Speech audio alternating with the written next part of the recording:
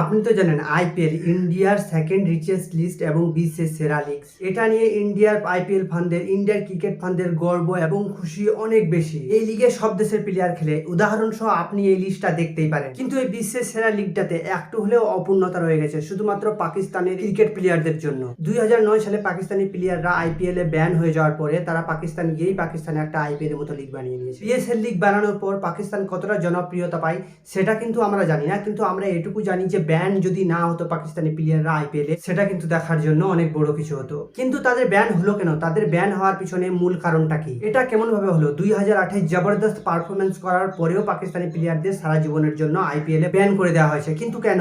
18 April 2008 IPL ইতিহাসের প্রথম ম্যাচটা খেলা হয়। এই সিজনটা এমন একটা সিজন ছিল যে সিজনটাকে অন্য কোনো সিজনের সাথে তুলনা করা হয় না। কিন্তু 2008 পর থেকে আমরা আইপিএল এ আর কখনো পাকিস্তানের প্লেয়ার দেখতে পাইনি।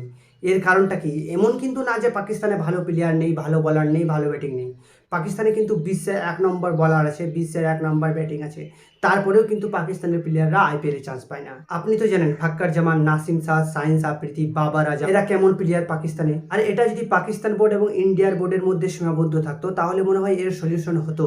কিন্তু এটা শুধু পাকিস্তান বোর্ড এবং ইন্ডিয়া বোর্ডের মধ্যে না, এটা হচ্ছে পলিটিক্স থেকে শুরু করে টেররিস্ট অ্যাটাক পর্যন্ত চলে গেছে, যার কারণে আমরা জানি না আর কত কি হয়েছে এবং কত কি হবে। পাকিস্তানের প্লেয়াররা শুধু আইপিএল এর একটা সিজনেই দেখা গেছে। সোহেল তানভীর, শোয়েব মালিক, শাহিদ আফ্রিদি, সলমান বাট, কামরান আকমাল এবং উমর গুল এমন অনেক প্লেয়ার পাকিস্তানে আইপিএল খেলেছে। তো এমন কি হয়েছিল যে আইপিএল থেকে পাকিস্তানের সমস্ত প্লেয়ারদেরকে ব্যান করা হয়েছে? তারপর এমন কি হয়েছিল যে পাকিস্তানি প্লেয়ারদের সারা জীবনের জন্য আইপিএল এ ব্যান করে দেওয়া হয়েছে? তো political tension after 2008 Mumbai attack. 26 November 10 জন আতঙ্কবাদী মিলে মুম্বাইয়ের কিছু ইম্পর্টেন্ট জায়গায় অ্যাটাক করেছিল, যেমন ছত্রপতি শিবাজি station, Cama hospital, Mumbai Taj hotel, CST rail station, Nariman house complex এবং লিওপোল্ড ক্যাফে। এই অ্যাটাক 10 জন মাওবাদী মিলে করেছিল, যার সম্বন্ধ ছিল তালিবানদের। আর এই তালিবান গ্রুপটা হচ্ছে পাকিস্তানের। আর এই ভয়ঙ্কর হামলার কারণে 174টা মানুষের প্রাণ গিয়েছিল এবং 300 থেকে বেশি মানুষ আহত হয়েছিল।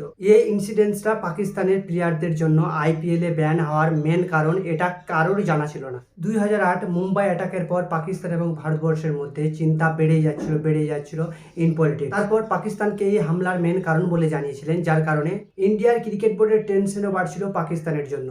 এর কারণে পাকিস্তানের প্লেয়ারগুলোকে আইপিএল থেকে সারা জীবনের জন্য মানে লাইফ টাইম ব্যান করা হয়েছে। পাকিস্তানি প্লেয়াররা আইপিএল এর প্রথম সিজনে তারা অনেক সুন্দরভাবে খেলে গেছে ইন্ডিয়ান প্রিমিয়ার লিগে এবং অনেক নামও কামিয়ে গেছে এই প্রিমিয়ার লিগে। 2008 মুম্বাই অ্যাটাকের পর পাকিস্তানি প্লেয়ারদেরকে লাইফ টাইম ব্যান করার পরেও শাহরুখ খান কিন্তু আওয়াজ উঠিয়েছিল, কিন্তু তারপরেও কোনো কিছু লাভ হয়ে ওঠেনি। ফর্মার পাকিস্তানি ক্রিকেটার আমির সোহেল এটা বলেছিলেন, আইপিএল এ ব্যান হয়ে যাওয়ার পরে পাকিস্তানের প্লেয়ারদের তেমন কোনো ইফেক্ট আসেনি। কিন্তু একদিন পাকিস্তানের ফাস্ট বোলার হাসান আলী সে একটা প্রেস কনফারেন্সে তার আইপিএল খেলার আফসোস তা জানিয়েছিলেন যে সে যদি আইপিএল এ মৌকা পেতেন, মানে খেলার চান্স পেতেন, সে অবশ্যই আইপিএল এ খেলতেন। এতটুকু বলতে চাই যে কোথাও যেন মনে হচ্ছে আইপিএল কিছুটা হলেও 0.1% হলেও অসম্পূর্ণ রয়ে গেছে পাকিস্তানের প্লেয়ারদের জন্য।